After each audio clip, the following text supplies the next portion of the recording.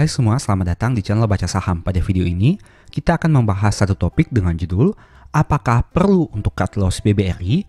Lihat dulu hal menarik ini yang jarang dibahas. Tapi seperti biasa, semua pembahasan ini bukan rekomendasi dan hanya informasi.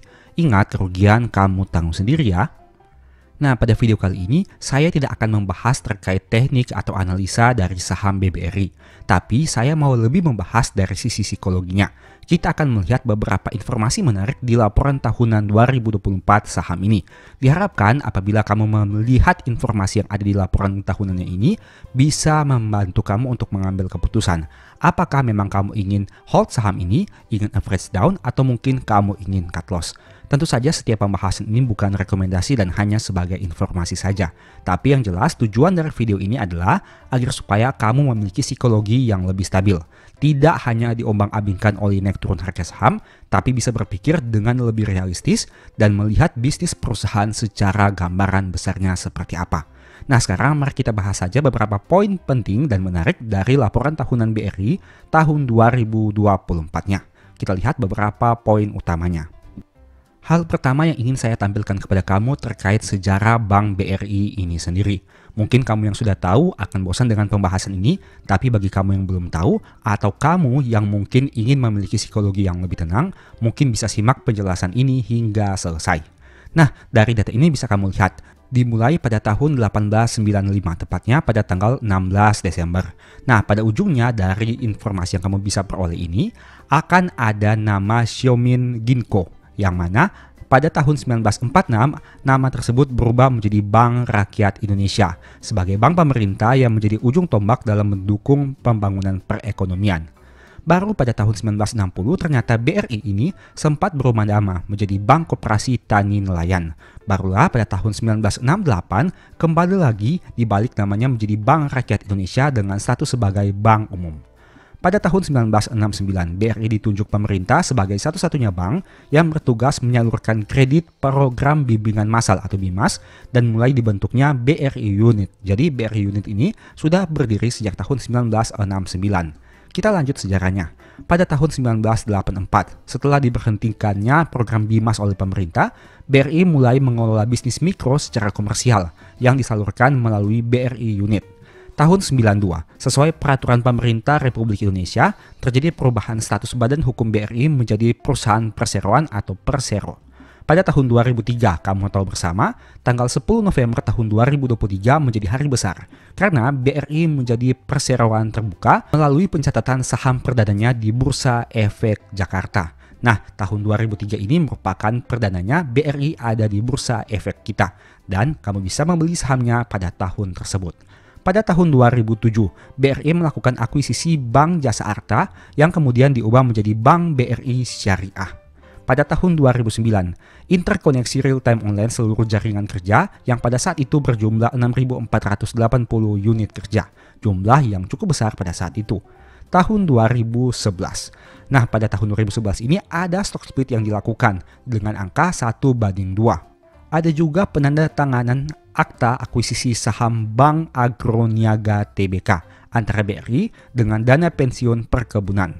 Pada tanggal 19 Desember 2011, penandatanganan instrumen of transfer and bought and sold antara BRI dan PT Asuransi Jiwa Beringin Jiwa Sejahtera atas saham Beringin Remittance Co. Ltd. Pada tahun 2013, BRI Hybrid Banking merupakan layanan service banking yang pertama di Indonesia. Jadi, BRI Hybrid Banking sudah berdiri sejak tahun 2013. Pada tahun 2014, jaringan ATM BRI terus bertumbuh mencapai 20.790 unit ATM dan edisi menembus angka 131.000, merupakan jaringan ATM dan edisi terbesar di Indonesia.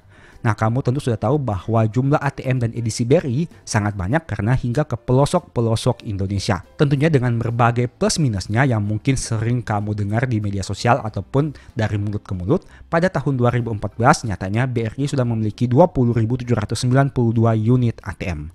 Pada tahun 2015, BRI membuka unit kerja luar negeri di Singapura dan mengakuisisi PT Asuransi Jiwa Beringin Jiwa Sejahtera. Nah, ternyata BRI ini banyak mengakuisisi perusahaan-perusahaan. Pada tanggal 4 Agustus tahun 2015, BRI resmi meluncurkan Teras BRI Kapal untuk menjangkau masyarakat pesisir kepulauan yang selama ini belum dapat menikmati layanan perbankan. Jadi, ruang lingkup BRI ini sangat luas karena sampai ke pesisir kepulauan. BRI juga meresmikan BRI Corporate University sebagai sarana penunjang yang komprehensif bagi pendidikan pekerja. Jadi BRI ini bukan hanya bekerja sebagai bank, tapi juga menyediakan corporate university untuk memberikan pemahaman dan pendalaman bagi pekerja mereka. Pada tahun 2016, satelit milik BRI, BRISAT, meluncur dengan sukses. BRISAT menjadi infrastruktur penunjang layanan digital Bank BRI. Jadi Bank BRI ini memiliki satelitnya sendiri. Coba kamu sebutkan, apakah ada bank lain yang memiliki satelit seperti BRI? BRI juga mengakuisisi BTMU Finance yang bergerak di bidang multi finance, kemudian berubah nama menjadi BRI Finance. Nah, ini merupakan beberapa sejarah terkait cikal bakal terbentuknya anak usaha BRI ini sendiri. Meluncurkan layanan full digital branch di Terminal 3 Bandara Soekarno-Hatta dan juga program digitalisasi untuk UMKM. Pada tahun 2017, BRI membuka unit kerja luar negeri di Timor Leste. Ada juga meluncurkan Teras BRI Kapal Bahtera Seva 2 dan Teras BRI Kapal Bahtera Seva 3 untuk menjangkau masyarakat pesisir di Kepulauan Labuan Bajo dan Halmahera. Pada tanggal 18 Oktober tahun 2017, ada juga dilakukan stock split. Jadi di sini sudah 2 kali melakukan stock split, di tahun 2011 kalau nggak salah dan di tahun 2017. Tidak tanggung-tanggung, rasionya 1:5, mengingat pada saat itu harga saham BRI sudah cukup besar sehingga diputuskan membagi stock split dengan angka 1:5. Pada tahun 2018, dalam rangka meningkatkan layanan kepada nasabah, BRI meluncurkan Artificial Intelligence bernama Sabrina. Mungkin kamu sudah tahu bagi kamu yang menggunakan mobile banking ataupun berbagai fasilitas yang dimiliki oleh BRI ini sendiri. BRI juga telah melakukan penyertaan pada 3 bisnis baru, yaitu 2 tambahan perusahaan anak, BRI Ventura Investama dan BRI Danareksa Sekuritas, serta penyertaan pada PT Danareksa Investment Management. Atas penyertaan yang telah dilakukan oleh BRI, maka jumlah perusahaan anak yang dimiliki BRI Group menjadi 8. Untuk nama-namanya bisa kamu baca di sini. Tapi sebenarnya kita akan ada poin khusus terkait hal tersebut. BRI juga meresmikan BRI Institute sebagai salah satu wujud nyata Bank BRI dalam membangun kapasitas nasional atau National Capacity Building di segmen UMKM. Kita lanjut di tahun 2019. BRI melalui perusahaan anak BRI Agro meluncurkan Pinang Digital Lending perbankan pertama di Indonesia. BRI juga melakukan akuisisi perusahaan yang bergerak di bidang asuransi umum, yaitu PT Beringin Sejahtera Arta Makmur. Nah, pada tahun 2019 ada juga terobosan digital yang dilakukan, yaitu digital banking terbarunya dengan nama aplikasi Brimo. Mungkin kamu sudah mengetahui terkait aplikasi ini. Selain berinovasi dengan mengembangkan berbagai produk digital banking selama periode tahun 2019, BRI juga terus melakukan pemberdayaan UMKM melalui penyaluran KUR senilai 87,9 triliun kepada lebih dari 4 juta pelaku UMKM. Mungkin angka ini sangat fantastis jika dibandingkan dengan beberapa bank lainnya. Karena mengingat kita memang tahu bahwa BRI ini fokusnya adalah di industri mikro yang mana banyak menyasar segmen UMKM itu sendiri. Pada tahun 2020, BRI secara aktif menjadi mitra utama pemerintah dalam mengimplementasikan Program Pemulihan Ekonomi Nasional atau PEN yang memberikan dampak positif tidak hanya bagi debitur yang sebagian besar UMKM, tapi juga bagi perseroan. Untuk informasinya bisa kamu lihat di sini. Yang jelas pada tahun 2020 itu, BRI menjadi salah satu perusahaan yang sangat berperan penting terhadap pemulihan ekonomi nasional. Kita lanjut ke tahun 2021. Sepanjang tahun 2021, BRI sukses melakukan 3 aksi korporasi besar untuk menunjang pertumbuhan yang berkelanjutan. Yang pertama, konsolidasi Bank Syariah Indonesia dengan peningkatan harga saham RIS hingga 4 kali lipat sejak proses konsolidasi. Kedua, peningkatan valuasi BRI Life melalui partnership dengan FWD Finansial. Ketiga, pembentukan holding ultramikro bersama Pegadaian dan PNM dengan total nilai right issue mencapai 95,9 triliun yang terdiri atas 54,7 triliun berbentuk partisipasi non-tunai serta 41 triliun dalam bentuk cash proceed. Tahun 2022, BRI mengakuisisi Danareksa Investment Management untuk terus menjadikan BRI Group sebagai one-stop financial solution bagi masyarakat Indonesia. Ada juga produk Kilola by BRI dan semakin konsisten mendukung inklusi keuangan Indonesia melalui beberapa informasi yang bisa kamu baca di sini. Kita masuk ke tahun 2023. Bukti keberhasilan transformasi digital yang dilakukan BRI terlihat dari jumlah user BRIMO di akhir 2023 yang mencapai 31,6 juta user, meningkat lebih dari 10 kali lipat hanya dalam waktu 4 tahun. Menjadikan BRIMO sebagai mobile banking yang paling banyak didownload di Indonesia. Selain itu, pada tahun 2023, volume transaksi BRIMO tumbuh luar biasa mencapai 4.159 triliun rupiah. Nah, kita masuk ke tahun 2024. Brivolution 3.0 resmi diluncurkan sebagai langkah strategis perusahaan untuk menetapkan rencana jangka panjang dengan merumuskan visi BRI sebagai the most trusted lifetime financial partner for sustainable growth. BRI terus berkomitmen untuk mendorong ekonomi kerakyatan dengan melayani dan memberdayakan UMKM, termasuk melalui Holding Ultra Mikro. Ingat, sebelumnya telah dibentuk Holding Ultra Mikro untuk BRI Group ini sendiri. Nah, ada juga hal menarik yang ingin saya informasikan. BRI ini sendiri memiliki beberapa tower. Kamu mungkin yang berlokasi di daerah Jabodetabek sudah mengetahui hal ini. Jadi BRI ini bukan perusahaan kacang-kacangan, tapi merupakan perusahaan raksasa di Indonesia yang memiliki berbagai anak usaha, yang labanya besar, yang gedungnya sangat megah, bahkan bukan hanya satu gedung, tapi memiliki lebih dari satu gedung. Ini merupakan beberapa informasi yang terlihat receh, tapi sebenarnya sangat penting untuk mengontrol psikologi kita, khususnya bagi kamu yang merupakan pemegang saham BRI, yang harga sahamnya saat ini mengalami penurunan sangat signifikan. Tapi ada beberapa aspek yang mungkin bisa kamu dapatkan di laporan tahunan BRI agar supaya psikologimu menjadi lebih tenang.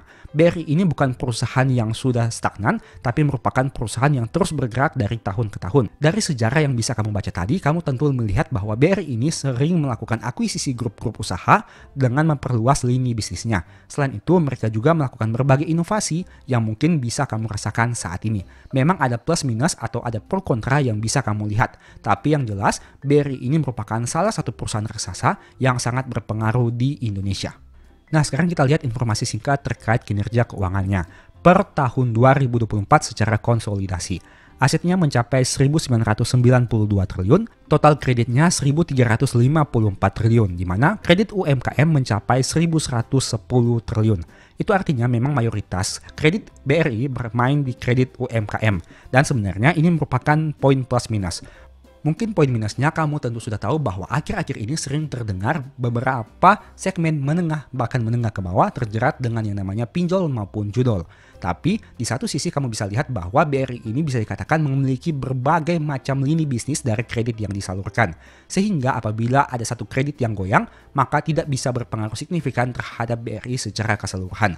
Hal ini mungkin berbeda dengan perusahaan-perusahaan perbankan yang menyalurkan kreditnya di bisnis korporasi, yang mana jika kredit tersebut goyang atau menjadi bermasalah, maka hal itu akan lebih berpengaruh terhadap kondisi keuangan perusahaan secara keseluruhan. Jadi BRI ini memang segmen bisnisnya ini cenderung banyak, tapi dengan jumlah porsi kredit yang tidak terlalu besar dibandingkan bank-bank yang memiliki fokus kepada segmen korporasi yang jumlah kreditnya tidak terlalu besar karena nasabahnya mungkin tidak sebanyak dari BRI dari sisi debitur maupun kredit yang disalurkan kepada perorangan maupun kepada perusahaan. Sehingga untuk bisnis mikro ini sendiri sebenarnya bisnis yang bisa dikatakan cukup menarik di Indonesia. Komposisi kasanya 67,30% dengan pencapaian laba 60,6 triliun rupiah. Komposisi kredit UMKM mencapai 81,97%, seperti yang tadi sudah kita bahas. Nah, ini merupakan penjabaran dari komposisi kredit perusahaan. Kredit mikronya berjumlah 627 triliun atau 46,3%, consumernya 209 triliun atau 15,4%, SME 273 triliun atau 20,2%, dan korporasi 244 atau 18%. Bisa kamu lihat mayoritas bermain di kredit mikro dan ada juga kredit SME. Untuk korporasinya jumlahnya tidak terlalu signifikan jika dibandingkan dengan total kredit secara keseluruhan. Untuk rasio keuangannya, rasio capital adequacy ratio-nya 26,6%, NPL-nya 2,7%, loan to deposit ratio 88,85%, dan NPL coverage mencapai 215%. Untuk rasio keuangannya masih cukup memuaskan hingga tahun 2024. Kita tunggu saja di tahun 2025 ini bagaimana hasilnya. Perihal data keuangan lainnya saya tidak akan membahas dengan lebih detail. Karena sudah sering saya bahas pada video-video sebelumnya. Yang jelas, BRI ini masih mampu mencetak pertumbuhan laba hingga tahun 2024. Untuk tahun 2025 memang hingga bulan Februarinya masih terdapat penurunan laba secara year on year jika dibandingkan dengan total laba di Januari dan Februari tahun 2024. Tapi kembali lagi, kita harus menunggu data hingga akhir tahun agar bisa membandingkan secara year on year dengan lebih realistis. Yang jelas untuk kinerjanya hingga bulan Februari sebenarnya BRI masih mencatatkan kinerja yang cukup bagus, meskipun sebenarnya dari aspek laba sedikit mengalami penurunan. Nah, sekarang kita akan membahas kilas terkait beberapa regional office Bank BRI ini sendiri. Ternyata BRI ini sudah tersebar di berbagai pelosok wilayah di Indonesia. Ada di Yogyakarta, Bandar Lampung, Bandung, Banjarmasin, Denpasar, Jakarta 1, Jakarta 2, Jakarta 3, Jayapura, ada juga di Makassar, Malang, Manado, Medan, Padang, Palembang, Pekanbaru, Semarang, Surabaya. Nah, itu merupakan beberapa kantor regional office Bank BRI di seluruh wilayah di Indonesia. Ada juga kantor cabang di luar negeri. Jadi, BRI ini tidak hanya memiliki bisnis di Indonesia, tapi ada juga bisnis di luar negeri. Seperti di New York, Hong Kong, Cayman, Singapura, Timor Leste, dan Taiwan. Ada juga di Timor Leste, baik untuk beberapa sub-branch yang ada yang bisa kamu baca di sini. Nah, sekarang kita lihat sekilas terkait jaringan kantor BRI dalam beberapa tahun terakhir. Tapi kita fokus saja di tahun 2024. BRI memiliki kantor pusat sebanyak 1, regional office-nya ada 18, regional audit office ada 18, kantor cabang dan KCK dalam negeri ada 453, kantor cabang pembantu dalam negeri adalah 555, unit kerja luar negeri ada 9, BRI unit ada 5086, kantor kas ada 500, teras BRI ada 873, teras BRI keliling ada 69, teras BRI kapal ada 4 dengan total 7.586. Nah, coba kamu sebutkan di sini, perusahaan mana yang memiliki jaringan kantor yang mencapai 7.586 di Indonesia? Itu artinya BRI ini merupakan salah satu perusahaan besar yang sudah memiliki banyak bisnis dan banyak cabang yang tersebar di wilayah Indonesia maupun luar negeri. Dengan kondisi seperti ini, apakah kamu berpikir bahwa perusahaan ini merupakan perusahaan yang kecil? Tentu tidak, bukan. BRI ini merupakan salah satu perusahaan besar di Indonesia yang sudah terbukti dalam jangka waktunya bertahun-tahun dan jaringan kantornya yang sudah tersebar di berbagai wilayah, bukan hanya domestik tapi juga internasional. Nah, topik terakhir yang ingin saya bahas adalah terkait komposisi 20 pemegang saham terbesar BRI per tanggal 31 Desember 2024. Tentu saja mayoritas berasal dari negara Republik Indonesia sebanyak 53,19% kepemilikan saham. Kedua ada Indonesian Investment Authority dengan porsi 3,63%. Ketiga ada Badan Usaha Asing dengan jumlah 0,91%. Keempat ada dana pensiun atau DJS Ketenagakerjaan sebanyak 0,90%. Kelima ada juga badan usaha asing yaitu Vanguard Total International Stock Index Fund. Keenam, Vanguard Emerging Market Stock Index Fund. Ketujuh, Citibank Singapura. Kedelapan, Citibank New York. Kesembilan, Bank of China, dan seterusnya. Jadi bisa kamu lihat sini, mayoritas investor BRI merupakan investor asing yang merupakan badan usaha asing. Berdasarkan data yang bisa kamu baca di sini. Setidaknya ini merupakan komposisi 20 pemegang saham terbesar untuk BRI per tanggal 31 Desember tahun 2024. Artinya apa? Artinya asing sebenarnya masih memiliki kepemilikan yang cukup besar untuk saham Bank BRI ini sendiri. Jika mereka sudah tidak tertarik dengan perusahaan ini, tentu kenapa mereka masih hold saham ini? Meskipun memang harga saham BRI sudah mengalami penurunan yang cukup drastis dalam beberapa waktu terakhir ini. Tapi berdasarkan data yang ada per tanggal 31 Desember tahun 2024, asing masih memiliki kepemilikan yang sangat besar untuk saham BRI ini sendiri. Jadi, bagaimana menurut kamu? Apakah ini merupakan peluang saat harga sahamnya mengalami penurunan atau ini merupakan suatu ancaman yang mana harus kamu jual sahamnya? Tergantung kamu sendiri. Yang jelas ini merupakan fakta dan data yang ada di laporan tahunan BRI hingga tahun 2024. Silakan kamu lihat lagi dan silakan kamu analisa lagi. Semoga dengan video ini bisa membuat psikologimu menjadi lebih tenang dan kamu bisa berpikir dengan lebih realistis. Ini bukan rekomendasi dan hanya sebagai informasi saja. Saya tidak mengatakan saham BRI ini sangat bagus, tapi saya juga tidak mengatakan saham BRI ini sangat buruk. Tentunya bagus tidaknya saham ini harus kamu tentukan secara pribadi, karena kamulah yang harus melakukan analisa dan untung rugi kamu yang tanggung sendiri. Semoga video ini bisa memberikan manfaat kepada kamu. Demikianlah pembahasan singkat pada video ini. Selalu ingat bahwa semua saham yang disebutkan bukan rekomendasi dan hanya bersifat edukasi serta informasi. Mohon juga agar dapat mengecek kembali data yang ditampilkan karena bisa saja terjadi kesalahan pengetikan atau pengambilan data. Di video berikutnya ingin dibahas materi apa lagi? Tulis di kolom komentar ya. Sebagai informasi, berikut ini beberapa list ebook baca saham. Pertama, psikologi saham. Kedua, stock for living. Ketiga, strategi nabung saham. Keempat, the stock market. Dan yang kelima, cara cepat analisa laporan keuangan. Apabila tertarik, chat saja pada nomor WA yang ada. Sekian video ini, semoga bermanfaat. Thank you.